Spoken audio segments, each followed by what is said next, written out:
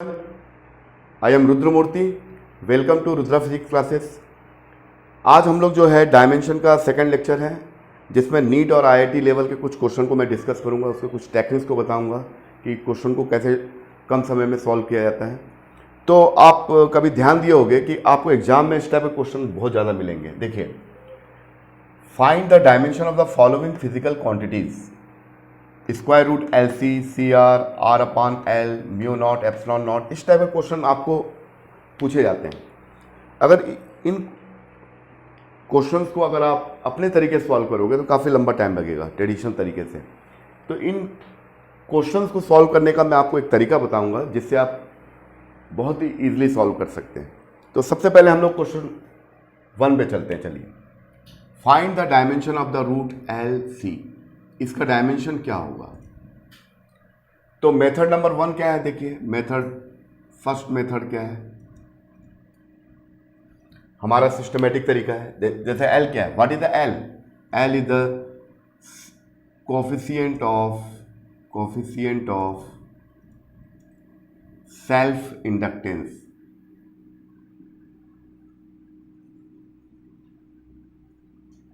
और सी क्या है? कैपेसिटेंस। तो आप एल का डायमेंशन निकालिए, फिर सी का डायमेंशन निकालिए और यहां रखिए। तो मैं एक आपको करके दिखाता हूं, इसमें पता चल जाएगा आपको कितना टाइम लगेगा। देखिए, एल कैसे निकालोगे आप? क्योंकि अपन को मालूम है कि किसी भी कॉइल में अगर करंट फ्लो होता है तो उससे फ्लक्स जो एसोसिएट होता है phi B is equal to होता है एल आई, और एल इक्वल टू होगा मैग्नेटिक फ्लक्स अपॉन करंट। और मैग्नेटिक फ्लक्स होता है मैग्नेटिक फील्ड और सरफेस एरिया का स्केलर प्रोडक्ट अपॉन आई। तो मैग्नेटिक फ्लक्स अगर आपको निकालना है तो डायमेंशन, अगर मैग्नेटिक फील्ड फ्लक्स का निकालना है तो मैग्नेटिक फील्ड का डायमेंशन मालूम होना चाहिए, सरफेस एरिया का और करंट का। ठीक। अब देखिए, मैग्नेटिक फील्ड का निकालना है तो आप इससे निकाल सकते हो। अगर कोई कैरिंग कंडक्टर किसी मैग्नेटिक फील्ड में रखा हुआ है ना, और उसमें आई करंट फ्लो हो रहा है तो उसमें कितना फोर्स एक्ट होगा? I L B. इस फॉर्मूले से निकाल सकते हैं। तो बी इक्वल हो जाएगा एफ आई एल। तो डायमेंशन ऑफ द बी कितना होगा? Dimension of the force and dimension of the current and dimension of L.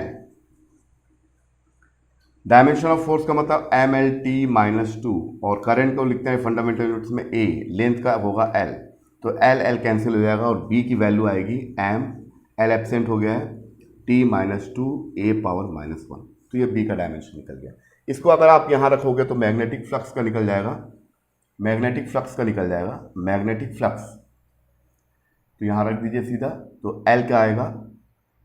L हो जाएगा आपका B dot S upon I. B का कितना निकाला मैं? M T minus 2 A minus 1, और सरफेस एरिया का होगा L square upon current I का होगा ए। तो आप देखेंगे कि एल की जो वैल्यू आई एम, और ये एल स्क्वायर टी माइनस 2, और ये ऊपर जाएगा तो हो जाएगा ए माइनस 2। फिर ऐसे आप सी का निकालोगे। आप देखिए, अब इस टाइम को आप काउंट करिए तो आपको पता चलेगा लगभग 2 से 3 मिनट लगेगा। फिर भी मैं निकाल के दिखा रहा हूं ताकि आपको कंफर्म हो जाए कि ये मेथड 1 और मेथड 2 में क्या डिफरेंस है। उसके बाद चलिए, ये एल का निकाल लिया मैं। एल का कितना आ गया मेरा? एल का आ गया मेरा M L square T minus 2 A minus 2। Okay, अब मैं आपको सी का निकाल के दिखाता हूं। सी का कितना आएगा? देखिए, सी कैपेसिटेंस क्या होता है? चार्ज जो होता है सी इंटू वी का प्रोडक्ट होता है। तो सी इज इक्वल टू होता है Q upon V. Q the charge, V the potential. तो dimension of the C is the dimension of the Q and dimension of the potential. And Q का मतलब होता है चार्ज का मतलब होता है करंट इंटू टाइम, यानी एटी हो जाएगा ये। और वोल्टेज का मतलब होता है work upon W upon Q, work done per unit charge. तो कैपेसिटेंस का हो जाएगा आपका एटी तो रहेगा, और ये क्यू ऊपर चला जाएगा। और डब्ल्यू का मतलब होता है वर्क, डब्ल्यू का मतलब वर्क, और क्यू का क्या होगा? एटी, और क्यू का होगा एटी, एंड वर्क का होगा फोर्स इंटू डिस्प्लेसमेंट। फोर्स का होता है आपका एम एल टी 2 और डिस्प्लेसमेंट का L। तो आप देखोगे कि कैपेसिटेंस का जो आएगा वो आएगा a square T square upon M L square T minus 2। अगर आप इसको सिंप्लीफाई करोगे तो m माइनस 1 और L माइनस 2 और t पावर 4 और a स्क्वायर, ये सी का आ गया। ओके, अब देखिए इन दोनों को यहां रखिए। अब तो यह आएगा L इंटू सी। L कितना आ गया आपका, देखिए L में निकाला था m L square T minus 2 a minus 2। उसके बाद ये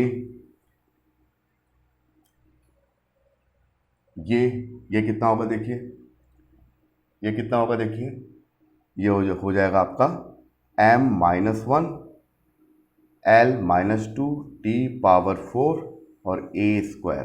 तो आप देखेंगे कि m से m कैंसिल हो गया, L स्क्वायर से L स्क्वायर ये नेगेटिव है, रेसिप्रोकल कैंसिल हो गया, टी स्क्वायर ये कैंसिल नहीं होगा, a से a कैंसिल हो गया। तो यहाँ पर बचा हमारे पास टी पावर माइनस 2 प्लस 4, तो ये कितना आएगा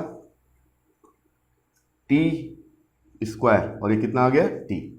तो स्टूडेंट्स आपने देखा कि इसको करने के लिए आपको कम से कम 2 से 3 मिनट का समय लग रहा है, ठीक है। तो इसका डायमेंशन क्या होगा, dimension of the square root LC the dimension of the T that is the second. लेकिन कॉम्पिटिटिव लेवल में हमारे पास इतना समय अवेलेबल नहीं होता है, तो इसका अब मैं आपको दूसरा तरीका बता रहा हूँ जिसके जरिए आप 45 सेकेंड या 30 सेकेंड के अंदर इस क्वेश्चन को सॉल्व कर सकते हैं। वो कैसे करोगे, देखिए आपको समझ में आ गया होगा। ये देखिए यहां पर मैं जितना भी इक्वेशन लिखा हूं, square root L C C R R upon L mu not epsilon, ये किसी ना किसी फिजिकल रिलेशन में इसका जिक्र किया गया होगा। आप क्लास 11 से लेकर 12 तक जो भी आपने पढ़ा होगा, कुछ ना कुछ इक्वेशन आपने मैथमेटिकल इक्वेशन पढ़ा होगा जो फिजिकल क्वांटिटी से रिलेटेड होता है, उसमें इन चीज़ों का जिक्र किया गया होगा। जैसे मान लीजिए रूट एल सी कहाँ आता, देखिए अगर आपको इस बात रूट एल सी ये कहां पर आता है आपको दिखाता हूं मैं। आपने पढ़ा होगा एलसीआर सर्किट जिसमें एक लैक्टेंस कॉइल, कैपेसिटेंस और रेजिस्टेंस, इन तीनों को सीरीज में जोड़कर एसी करंट से कनेक्ट कर दिया जाए तो ये हो गया एल, ये हो गया सी, ये आर। और उस कंडीशन में इसका जो भी बनता है, बहुत सारी चीज़ें हैं आपने पढ़ा होगा, लेकिन हमारा जो मेन मकसद है कि ये टर्म्स कहाँ आ रहा है। तो हम लोग पढ़ते हैं रेजोनेंस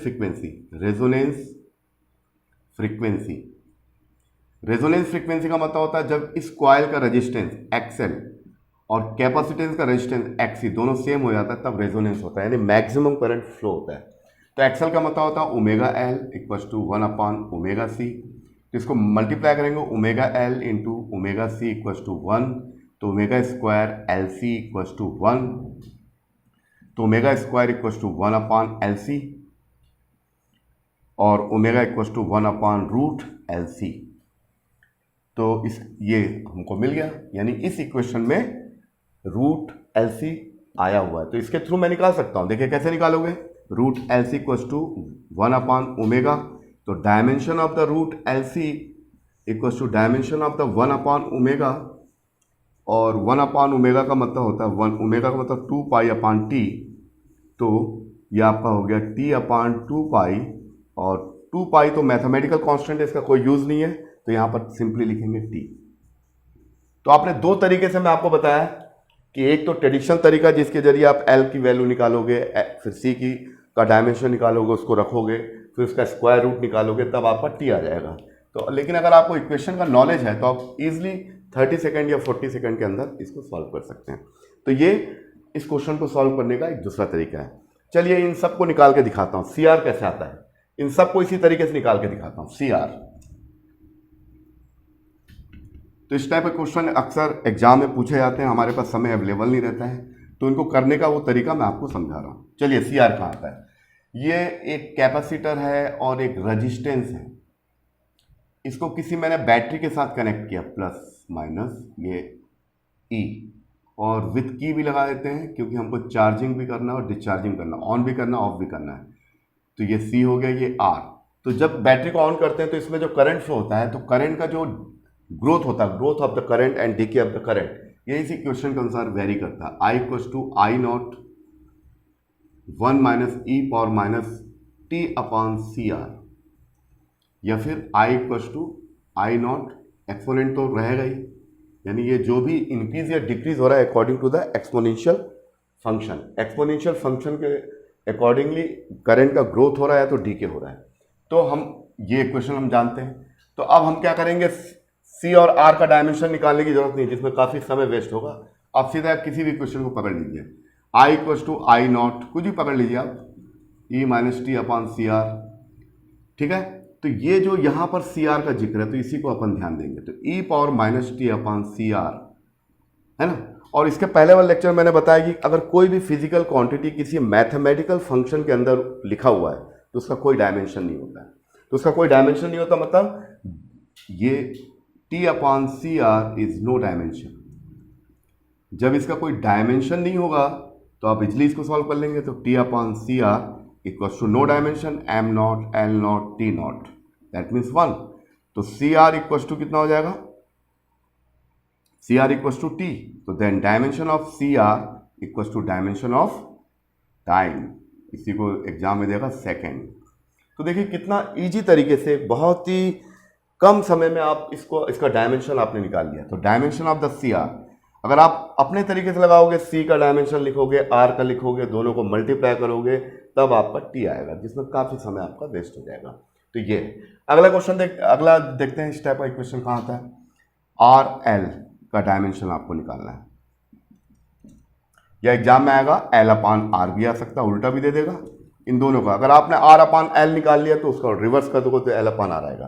तो ये आता कहाँ से, देखिए अगर कोई आर सर्किट है, रेजिस्टेंस लगा और कॉइल लगा हुआ है सीरीज में, इसको मैंने बैटरी के साथ कनेक्ट किया विथ की के साथ, तो ये आपका हो गया, ये हो गया आर, ये हो गया एल। जब इसमें करंट फ्लो होगा, इसमें जब करंट फ्लो होगा, सॉरी यहाँ पर जो है चार्ज नहीं है, कैपेसिटर लगा हुआ है, तो सॉरी यहाँ पर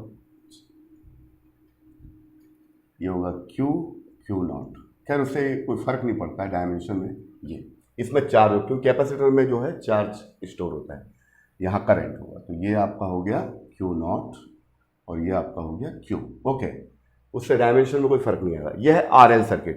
तो इसमें करंट का जो होता है इंक्रीज या डिक्रीज होता है, तो I naught 1 minus e upon minus, ये ऐसा रहता है इक्वेशन, यानी करंट का जो ग्रोथ होगा या डीके होगा according to exponential rule.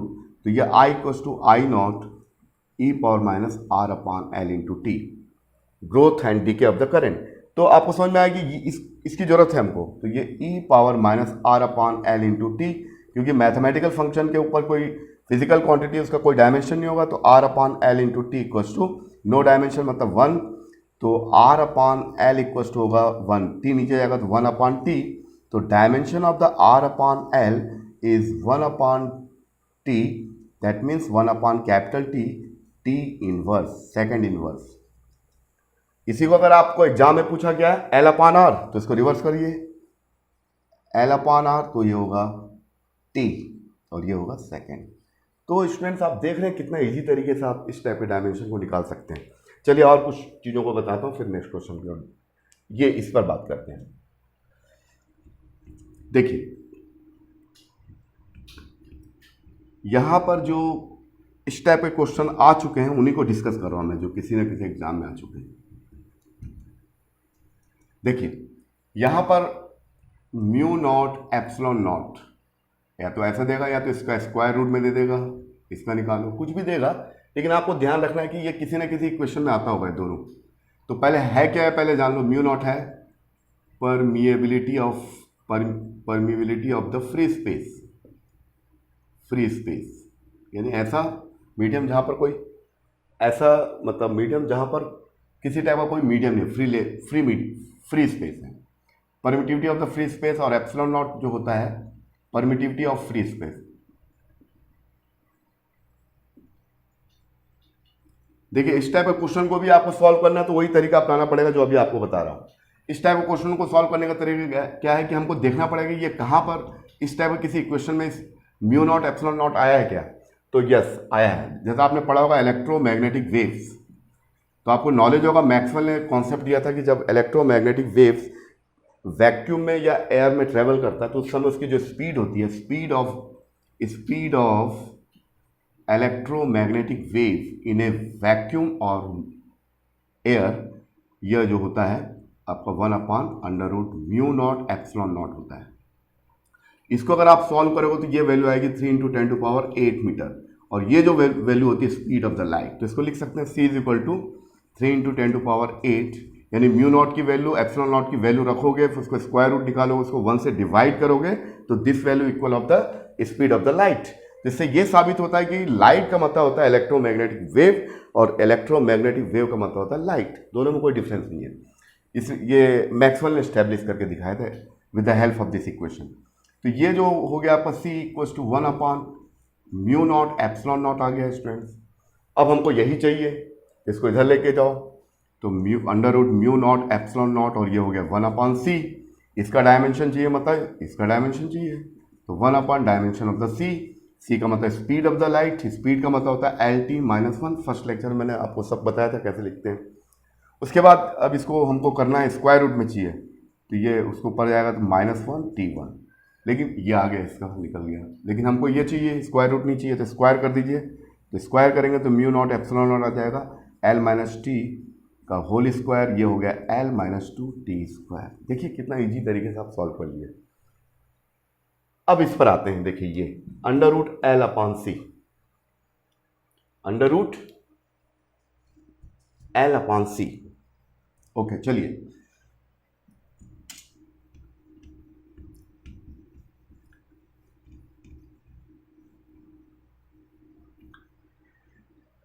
√L/c का डायमेंशन चाहिए, और मैं आपको बता दूं कि इसकी वैल्यू R के इक्वल होती है, रेजिस्टेंस, ठीक है। आपने पढ़ा होगा क्लास 12 में अल्टरनेटिंग करंट में क्वालिटी फैक्टर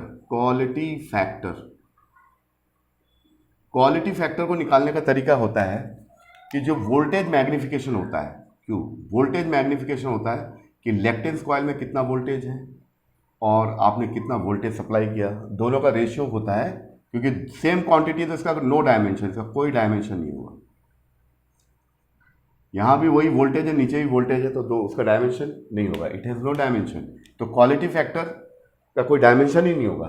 तो ये VL की जगह लिखेंगे IXL और V की जगह लिखेंगे IR, तो ये कैंसिल हो जाएगा, तो ये होगा XL का मतलब ω/L/R, और क्वालिटी फैक्टर इसका कोई डायमेंशन नहीं होता है, वो आपका होगा L/R × ω, और अभी भी बताया L/R, ओमेगा का मतलब होता है 1/√LC।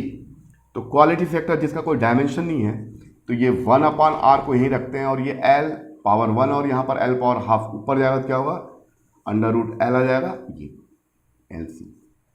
तो ये यहाँ पर मिल गया हमको जो चाहिए था। तो ये अगर इस इक्वेशन का नॉलेज है, क्योंकि नॉलेज तो होगा, क्योंकि डेफिनेटली क्लास 12 में आपने पढ़ा होगा, तो ये √LC इक्वल टू होगा Q × R, और Q × R इसका कोई डायमेंशन होता ही नहीं है ना, नो डायमेंशन, तो ये होगा R, तो ये होगा LC और R। तो इसका डायमेंशन किसके इक्वल होगा, R के इक्वल। और कभी एग्जाम में ऐसा आ गया, find the dimension of the 1/R √LC, इसका डायमेंशन पूछेगा तो क्या लिखोगे, 4 ऑप्शन दिया रहेगा, एक M L T-1, B M0 L0 T0, C M-1 L² T-1, D none of the above. तो आपको मालूम है कि ये डायमेंशनलेस क्वांटिटी है, क्योंकि Q देता है और Q का मतलब नो डायमेंशन, तो आपका ऑप्शन क्या होगा, B is the correct option. तो ये ऐसे छोटे मोटे टेक्निक्स है जिसके जरिए आप एग्जाम में आपको काफ़ी हेल्प मिलेगा। अब ये लास्ट इसके बारे में डिस्कस करके हम लोग आगे क्वेश्चन की ओर देखते हैं। चलिए,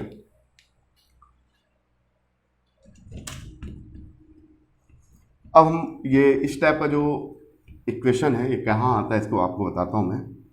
यहाँ पर आ रहा है ये σ/ε0। सिग्मा क्या है, इलेक्ट्रिकल कंडक्टिविटी है ये, अपान, और ये एप्सिलॉन क्या है, परमिटिविटी ऑफ फ्री स्पेस। तो आपको समझ में आ गया होगा कि इसको हम अब ट्रेडिशनल तरीके से तो लगा ही नहीं सकते, हाँ एकेडमिक का कोई एग्जाम है उसमें लगा सकते हैं, कॉम्पिटिटिव लेवल में तो लगा ही नहीं सकते, काफ़ी टाइम लग जाएगा, 4-5 मिनट लग जाएगा। तो आपको देखना है कि ये कहीं रिपीट होता है किसी इक्वेशन में, ये आता है क्या, इस बात का जिक्र किया गया है क्या? यस, ये कहाँ किया गया है मैं आपको बताता हूँ। देखिए ये है rho equals to rho naught e power minus sigma upon epsilon naught into T. ये रो है वॉल्यूम चार्ज डेंसिटी और रो नॉट है ये भी इनिशियल वॉल्यूम चार्ज डेंसिटी। तो ये दोनों चार्ज डेंसिटी को जो चार्ज डीके होता है अकॉर्डिंग टू एक्सपोनेंशियल रूल, तो ये e power minus sigma upon epsilon naught into T, और ये किसी मैथमेटिकल फंक्शन के ऊपर फिजिकल क्वांटिटी है, मतलब इसका कोई dimension, sigma upon epsilon not T into no dimension, और नो डायमेंशन जैसी है आपका सवाल, आपका प्रॉब्लम सॉल्व हो जाएगा, क्योंकि सिग्मा अपॉन एप्सिलॉन नॉट पूछा है तो 1 अपॉन टी लिखोगे, क्योंकि ये 1 हो गया, और 1 अपॉन टी का मतलब सेकेंड इनवर्स। अगर आपसे एप्सिलॉन नॉट अपॉन सिग्मा पूछा तो इसको रिवर्स कर दो, टी हो जाएगा, और टी का मतलब सेकेंड। तो आप देखिए इस टाइप के क्वेश्चनों को आप बहुत ही ईजी तरीके से लगा सकते हो और जल्दी जल्दी आपसे बनेगा। तो ये जो पहला जो सेगमेंट था वो था डिफरेंट टाइप के जो क्वांटिटीज़ हैं जिनको निकालने में ट्रेडिशनल तरीके से बहुत टाइम लगता है, उनको अगर आपको इक्वेशन का नॉलेज है तो आप इजीली उसको बहुत ही कम समय में निकाल सकते हैं। तो ये हमारा फर्स्ट सेगमेंट था जिसमें डिफरेंट टाइप के फिजिकल क्वांटिटी। अब हम आते हैं दूसरे क्वेश्चन पर। इस टाइप के क्वेश्चन भी कई बार एग्जाम में पूछा गया है। ये क्वेश्चन क्या है पहले आपको समझा देता हूं, फिर इसको हम सॉल्व करके दिखाते हैं आपको। जैसे कि आपको मालूम कि हमारा जो फंडामेंटल यूनिट्स है जिसके बेसिस पे अदर फिजिकल क्वांटिटी को एक्सप्रेस किया जाता है वो है आपका मास है, लेंथ है, टाइम है, एम्पियर है, कैंडिला, कैल्विन, मोल, ये अल्फाबेट हैं। फिजिक्स में जितने भी क्वांटिटीज हैं उनको इन्हीं के टर्म्स में एक्सप्रेस करेंगे, ओके। लेकिन यहां पर कुछ दूसरा दिया है, बोला है कि हम इसको बेस यूनिट नहीं मानते हैं कुछ समय के लिए। क्या बोल रहा है?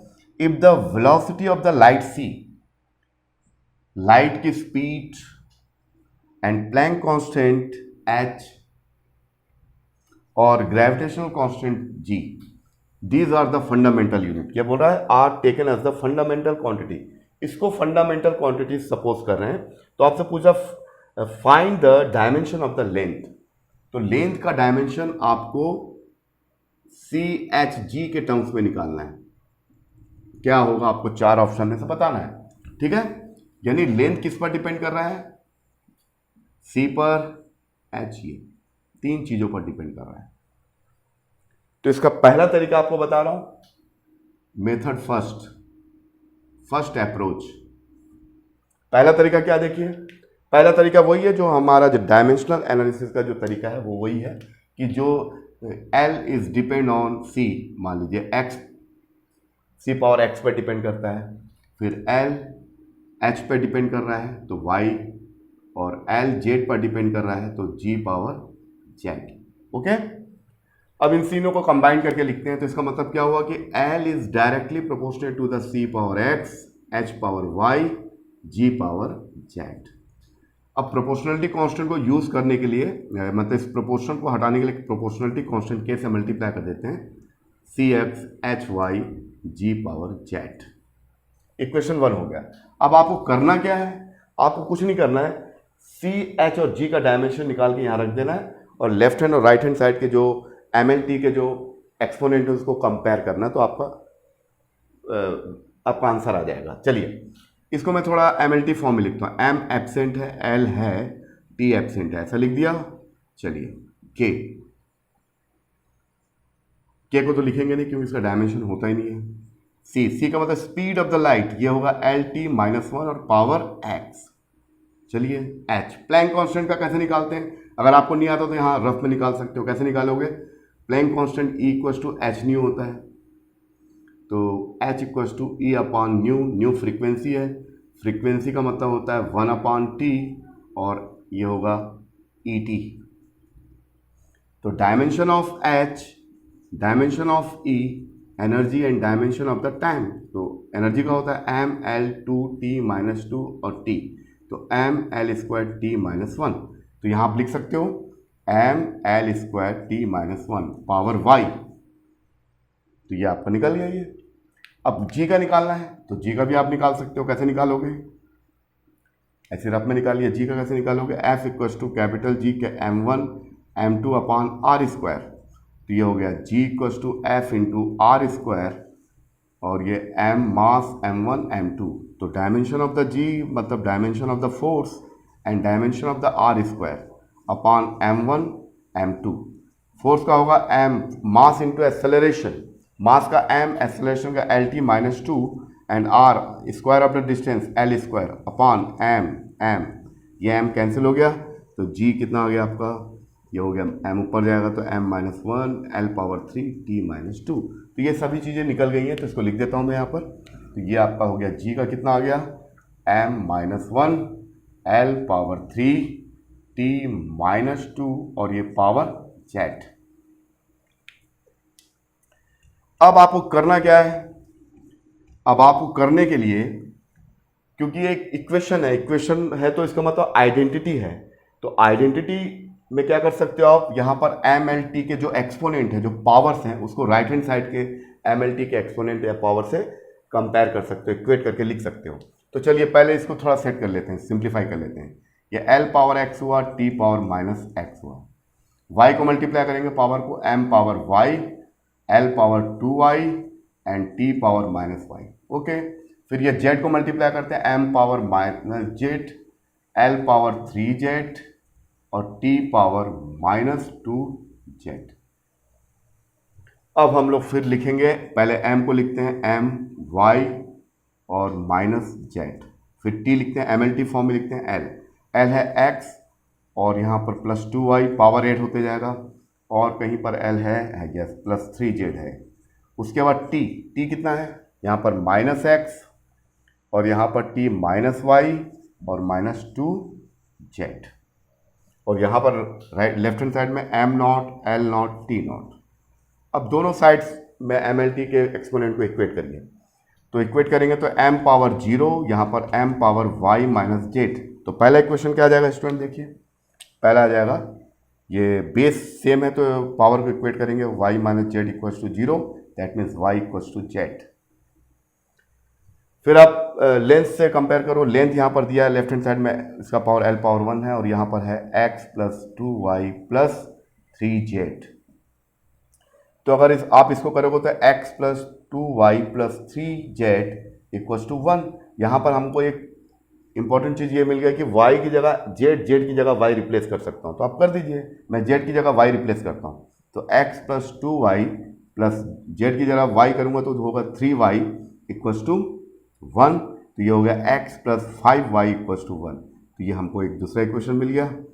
ऐसे हम t के एक्सपोनेंट को कंपेयर करेंगे तो t पावर 0 और यहाँ पर कितना है t power minus x minus Y minus 2z। हाँ, इसका कितना होगा 0 इक्वल्स टू माइनस से मल्टीप्लाई कर दें तो x plus Y plus 2z, minus से मैंने मल्टीप्लाई कर दिया। अब ये z की जगह पर मैं क्या रखूँगा y, तो ये होगा x प्लस वाई और z की जगह पर y रखा तो 2y इक्वल्स टू 0, तो x plus 3y equals to 0। तो हमारे पास 3 इक्वेशन मिल गया है। अब इसको सॉल्व करूंगा, जो भी x y z की वैल्यू है इसको रखूंगा और ऑप्शन को चेक करूंगा तो आपका ऑप्शन पता चल जाएगा क्या है। देखिए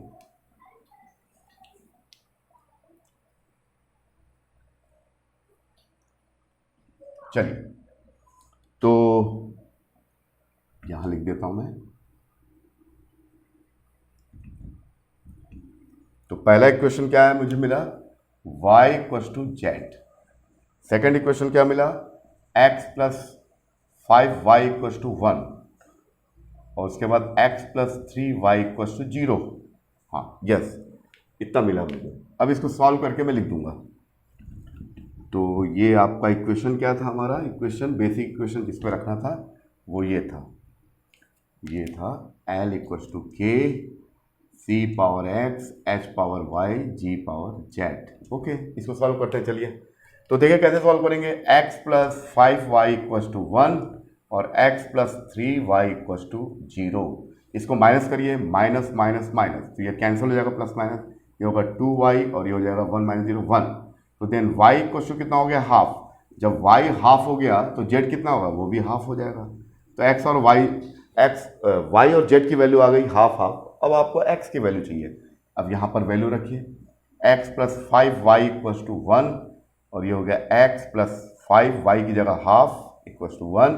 तो x प्लस 5/2 इक्वल्स टू 1, तो ये हो जाएगा x इक्वल्स टू 1 माइनस 5/2, अगर इसको माइनस करेंगे तो आएगा -3/2। तो फाइनली हमारा आंसर क्या होगा, देखिए l इक्वल्स टू के सी पावर, ये -3/2 आ गया, y की जगह पर h की जगह y हाफ हो गया और g कितना हो गया, हाफ हो गया।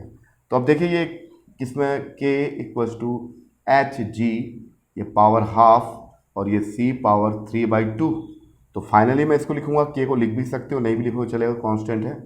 तो एच जी अपॉन सी, इसका भी हाफ पावर कॉमन लूंगा और यहाँ क्यूब हो जाएगा, इन सब का हाफ पावर कॉमन ले लिया। तो फाइनली मेरा आंसर जो आया √HG/C⁻3। तो आप देखोगे कि ऑप्शन बी करेक्ट ऑप्शन है, B is the correct option. तो इतना लंबा कर सकते हो अगर आपके पास समय है, लेकिन कॉम्पिटेटिव लेवल में इतना समय अवेलेबल नहीं रहता है। तो इसका एक और तरीका मैं आपको बता रहा हूँ, जिसके जरिए अगर आपके पास समय कम है ना, मान लीजिए 1 ही मिनट आपका पास समय, तो उस कंडीशन में आप इसको सॉल्व कैसे करोगे। तो चलिए इसको देखिए, इसका सेकंड मेथड।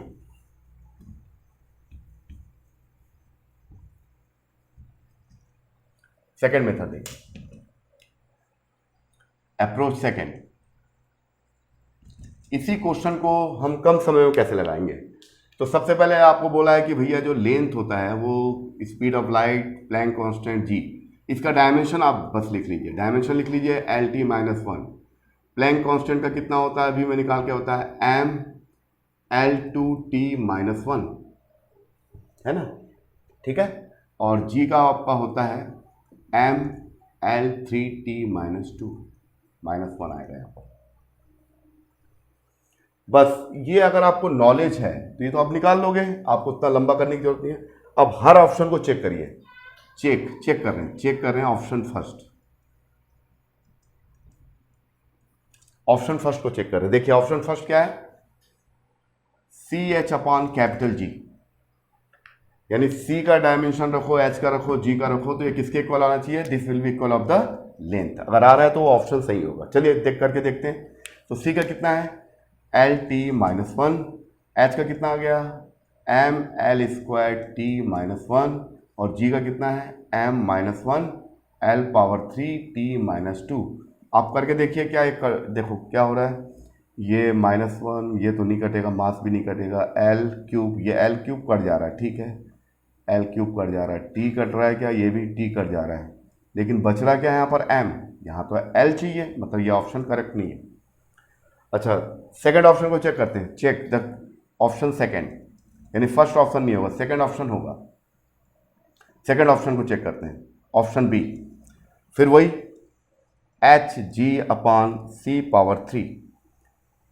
तो ये कितना हो जाएगा HG/C⁻3, ये कितना होगा H कितना है mL2T-1 और G का मैं निकाला था m-1L⁻3T-2 अपान C क्यूब दिया है, तो L-T-1 को क्यूब करना पड़ेगा। अब देखिए क्या हो रहा है, अब देखते हैं आता है कि नहीं, mL2T-1 m-1L3T-2 और ये हो गया L⁻3T-3।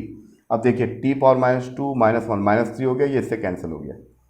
उसके बाद मास भी कैंसिल हो गया, चलिए उसके बाद L⁻5 होगा, ये कैंसिल हो गया, तो ये स्क्वायर रूट के अंदर बचा L² और ये हो गया L। That means option B is the correct option. तो क्या आपको मेरी बात समझ में आ गई। तो अगर आपके पास समय अवेलेबल नहीं है तो आप इस तरीकों को भी अपना सकते हैं और सही ऑप्शन तक पहुंच सकते हैं। इसके बाद थोड़ा सा मैं अगले क्वेश्चन की ओर जाता हूं, इसके बाद मैं थोड़ा अगले क्वेश्चन की ओर चलता हूं। चलिए कुछ और क्वेश्चन देखते हैं जो नीट और IIT मेंस में आ चुके हैं क्वेश्चन। नीट 2012 का क्वेश्चन देखते हैं, देखिए the damping force on an oscillator is directly proportional to the velocity, यानी यहां आपको पूछ रहा है कि जो डैम्पिंग फोर्स होता है, force is directly proportional to the velocity. तो पूछ रहा है कि जो प्रोपोर्शनलिटी कांस्टेंट का डायमेंशन यूनिट क्या होगा, यूनिट और डायमेंशन दोनों, तो यहां पर यूनिट पूछा है। तो ये डैम्पिंग फोर्स है और this damping force is directly proportional to the velocity. तो जब भी हम इसको प्रोपोर्शनल को हटाएंगे, एक प्रोपोर्शनलिटी कांस्टेंट से मल्टीप्लाई करेंगे, तो के वी, यहाँ पर के का जो नेचर होगा वो नेगेटिव होगा। क्यों?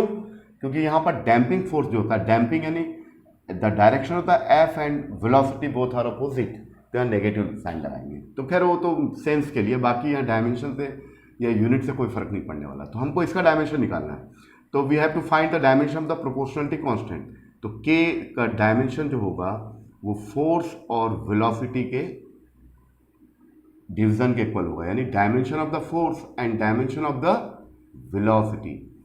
तो डायमेंशन कितना हो जाएगा इसका, के का प्रोपोर्शनलिटी कांस्टेंट का, फोर्स का mlt -2 और ये वेलोसिटी का lt -1, तो एल कैंसिल हो गया, तो ये आ गया आपका mt -2 और ये पावर ऊपर जाएगा तो +1, तो ये हो जाएगा आपका mt -1।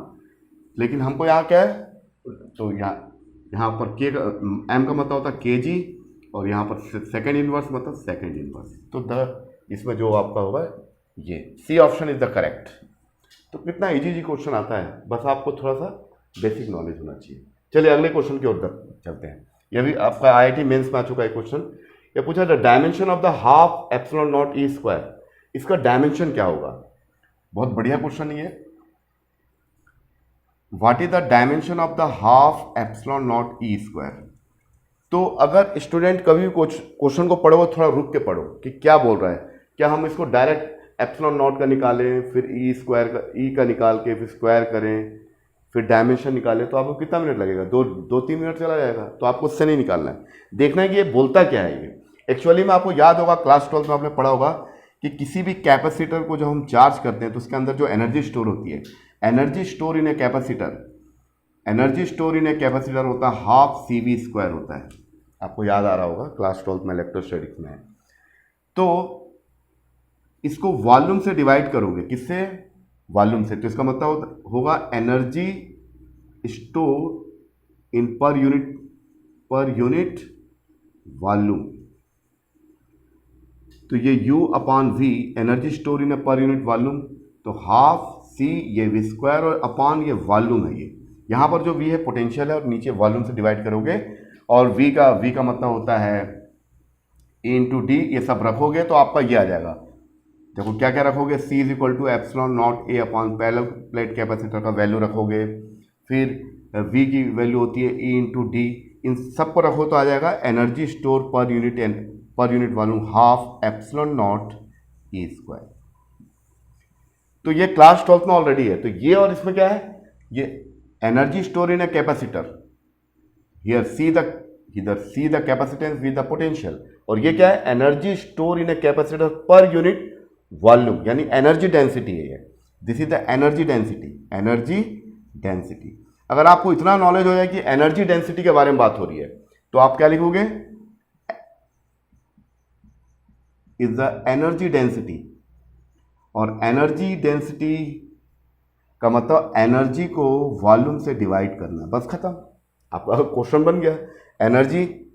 एनर्जी का क्या होता है, फोर्स इंटू डिस्प्लेसमेंट। फोर्स का होगा mlt -2 और डिस्प्लेसमेंट का होगा L, और वॉल्यूम जहां भी आएगा, जैसे फर्स्ट लेक्चर में बताया था, वॉल्यूम की जगह रिप्लेस करोगे L⁻3, तो हमारा आ जाएगा आंसर mL² -2 और ये L⁻3, ये ऊपर जाएगा तो कितना होगा m, ये हो जाएगा L-1 T-2। अब देखिए कहाँ पर ऑप्शन है ये, m L-1 T-, C option is the correct option. तो अगर आप इसको नॉलेज नहीं है, आप अपने तरीके से करोगे, एप्सिलॉन नॉट का डायमेंशन रखोगे, फिर ई का डायमेंशन रखोगे, तो आपको बहुत टाइम लगेगा, 2-3 मिनट तो लग ही जाएगा, तो आपका टाइम वेस्ट हो जाएगा। तो अगर आपको ये नॉलेज है कि ये है क्या टर्म, एक्चुअली में एनर्जी डेंसिटी को रिप्रेजेंट कर रहा है, the energy store in a capacitor per unit volume, तो वो नॉलेज है तो बन जाएगा। अब चलिए 2 छोटे क्वेश्चन को देख के हम लोग अपना लेक्चर खत्म करते हैं। अब चलिए 2 छोटे क्वेश्चन देखते हैं जो यूनिट से रिलेटेड हैं, जो नीट लेवल में आ चुके हैं। चलिए बहुत छोटा क्वेश्चन है। क्या पूछा है, the unit of the Stefan constant, ये क्वेश्चन है, the unit of Stefan constant. तो स्टूडेंट जैसे स्टीफन कांस्टेंट का जिक्र होगा तो आपके दिमाग में आएगा ब्लैक बॉडी रेडिएशन। किसी भी ब्लैक बॉडी खाती है, जितनी एनर्जी उस पर डालते हैं पूरी एनर्जी 100% एब्जॉर्ब कर लेता है और किसी सर्टेन टेम्परेचर पर एनर्जी बाहर रिलीज कर देता है ना। इसका जो इमिसिव पावर होता है ऑलवेज 1 होता है। तो किसी भी ब्लैक बॉडी से एनर्जी का रेडिएशन होता है, energy radiated by black body per unit second per unit time. इसका फॉर्मूला होता है एनर्जी पर यूनिट सेकेंड। तो एनर्जी रेडिएटेड, ये इसको बोलते हैं पावर रेडिएटेड। ये होता है ये होता है डायरेक्टली प्रोपोर्शनेट होता है ये T⁴ और एरिया। तो पावर जो रेडिएटेड बाय ब्लैक बॉडी ये होगा डायरेक्टली T⁴। तो पावर रेडिएटेड कितना हो जाएगा, ये प्रोपोर्शनलिटी को हटा कांस्टेंट यूज करेंगे, sigma T⁴।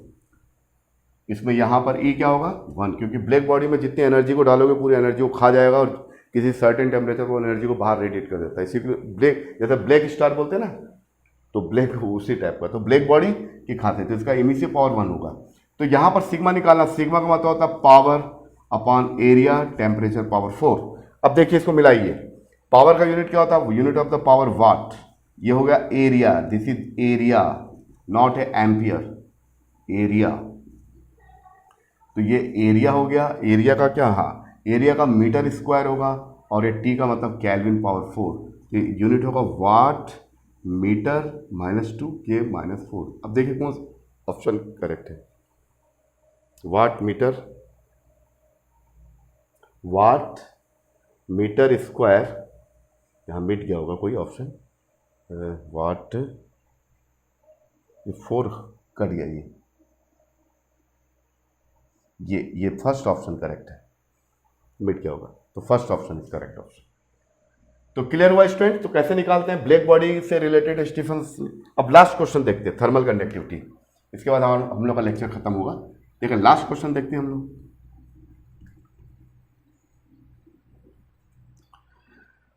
Coefficient of the thermal conductivity.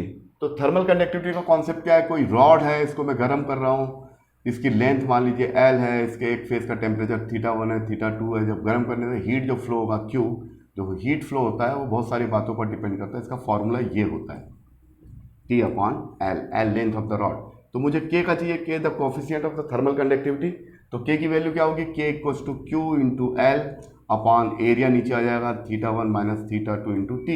मुझे यूनिट चाहिए, यूनिट, ये यूनिट मैं उल्टा लिख दिया, ठीक है, इसको क्यों टिक लगा दिया, हाँ ये इधर टिक लगाना था, ठीक, आप खुद देख सकते हैं क्या है। तो आप देखिए क्या है, K की वैल्यू क्या होगी, K ये होगा आपका dimension of Q, dimension of the length, dimension of the area, dimension of the temperature and dimension of the T। तो यहाँ पर एनर्जी का क्या होगा, अब Q और T को एक साथ लिखता हूँ, Q/T, ये हो गया L एरिया इंटू θ1 - θ2। तो Q/T एनर्जी अपॉन टाइम, ये होगा पावर, पावर का होता है वाट, इंटू L कितना हो जाएगा L, और ये एरिया का होगा L² और ये होगा केल्विन। तो ये इससे कैंसिल हो गया, तो वाट L ऊपर जाएगा, L मीटर इनवर्स, और ये होगा केल्विन इनवर्स। तो which is the dimension of the unit of Stefan's constant, sigma का यूनिट ही होगा। तो क्या आपको मेरी बात समझ में आ गई। तो अभी हम लोग आज जो है कुछ डिफरेंट टाइप के न्यूमेरिकल्स, डायमेंशन से रिलेटेड कुछ चीज़ों को हमने डिस्कस किया, जिसमें तो कुछ डिफरेंट टाइप का जो इक्वेशन आता है, √L/C, √LC, R/L, C/R, μ0 इस टाइप के क्वेश्चन को करने का तरीका मैंने आपको बताया, और भी मैंने कुछ क्वेश्चन आपके साथ डिस्कस किया है। मैं उम्मीद करता हूं कि आपको ये लेक्चर क्लियर हुआ होगा और बहुत सारे क्वेश्चन आपके कॉन्सेप्ट भी क्लियर हो गए होंगे। इसके बाद जो हमारा अगला लेक्चर होगा वो रिलेटेड होगा एरर एंड सिग्निफिकेंट फिगर। तो ये भी बहुत इंपॉर्टेंट चीज़ है, क्योंकि इससे भी क्वेश्चन आता है का। तो हमारा जो 2 लेक्चर था, 2 लेक्चर अगर आप ध्यान से सुनोगे तो आपको जो है डायमेंशन को निकालने का तरीका और डायमेंशन में किस टाइप के क्वेश्चन पूछा जाता है कॉम्पिटिटिव लेवल में, वो आपको क्लियर हो गया होगा। Okay, thank you. इसी के साथ हमारा लेक्चर खत्म होता है, फिर मिलते हैं अगले लेक्चर में। Thank you. हाँ ओके स्टूडेंट, यहाँ पर थोड़ा सा मैं जल्दी में बोल दिया, ये जो है unit of Stefan concept, unit of Stefan's constant नहीं है, यूनिट ऑफ थर्मल कंडक्टिविटी है, थर्मल कंडक्टिविटी मैंने गलती से लिख दिया था। तो खैर जो भी है, आपको निकालने का सिस्टम मालूम होना चाहिए कि ये जो है के the coefficient of the thermal conductivity, उसके पहले जो बताया था वो स्टीफन कांस्टेंट है, सिग्मा से रिप्रेजेंट करते हैं। दोनों का निकालने का तरीका मैंने आपको बताया, फॉर्मूला बेस्ड था, तो ये था, तो थोड़ा सा मैं गलती से लिख दिया था। तो ठीक है, ओके, थैंक यू, फिर मिलते हैं।